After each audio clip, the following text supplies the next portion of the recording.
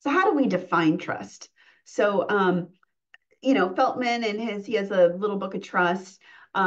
He really defines it as choosing to risk making something you value vulnerable to another person's actions.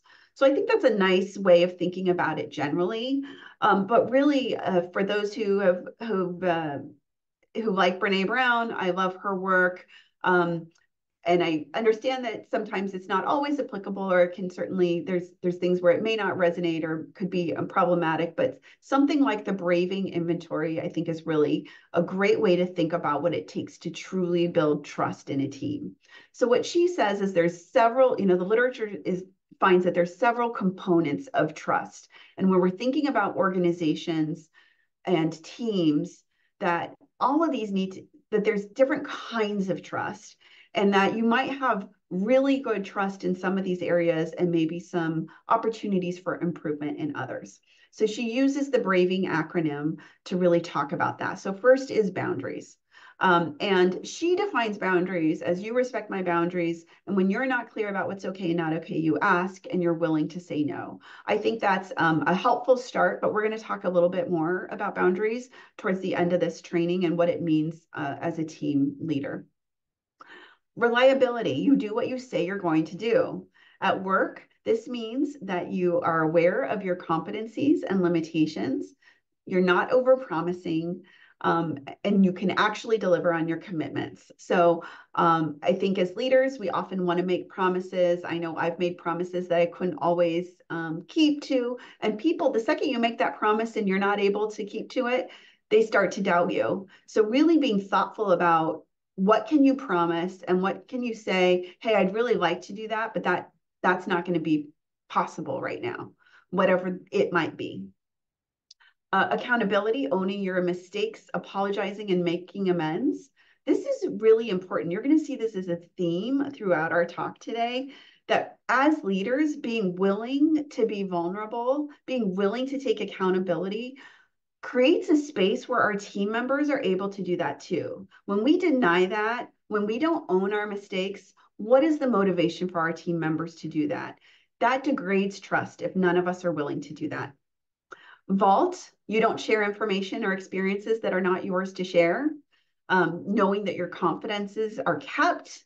You're not sharing with me anything about other people that should be confidential. So really having, this is tied to boundaries too, but really clarity on what information can be shared and not shared.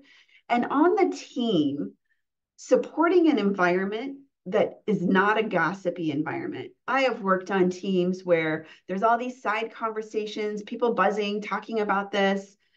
What I want to be really clear about here is that what we want on our teams, let's say there's two team members who are having conflict, and one member is talking, A and B are having conflict.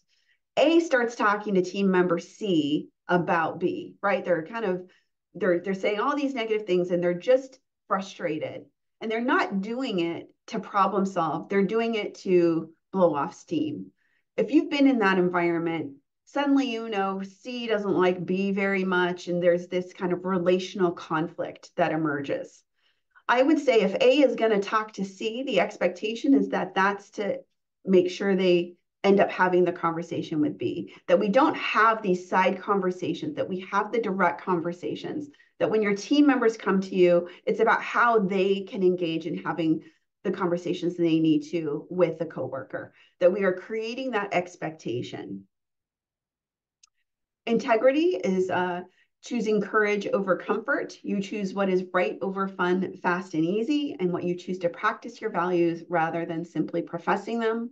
What I'll say here is that we all have a set of values, and in longer trainings and in our follow-up in early spring, that we spend some time figuring out what those values are, but those are the hardest for us. Right? If something's easy, we don't tend to call it a value. It's the things that we are actively working on that are most important to us. Non-judgment, I can ask for what I need and you can ask for what you need. We're not creating narratives where we're judging others because they have a need, right? We don't create environments of trust by taking other people down. It really is by accepting where they are and supporting them. And generosity, you extend the most generous interpretation possible to the intentions, words, and actions of others. So as a leader, I want you to think about a staff member that you have worked with who maybe you find to be the most challenging, that maybe they're calling out all the time, maybe they're creating friction on the team, maybe they're doing all of these things, right? Now keep that person in your mind and imagine that they are doing the best they can, that they don't have this intention of tearing you down or tearing down the team, even though it feels that way, but that they're doing their best. Now, I still want you to hold them accountable to whatever behavior, right? But how we hold them accountable changes. So if we feel like, God, they're really trying to work the system. Oh, this person is so frustrating, right? We don't show up and are able to have a conversation that is building trust when we come from that space. But when we say, they're doing their best. So let's sit down and have a conversation about what needs to happen and give them the kind of most generous interpretation of their experiences possible. That's hard to do. So when I talk about how it's hard to be a leader and how we need support, it's because we need folks helping remind us why it's important to be generous and why it's important to show up with the best version of ourselves.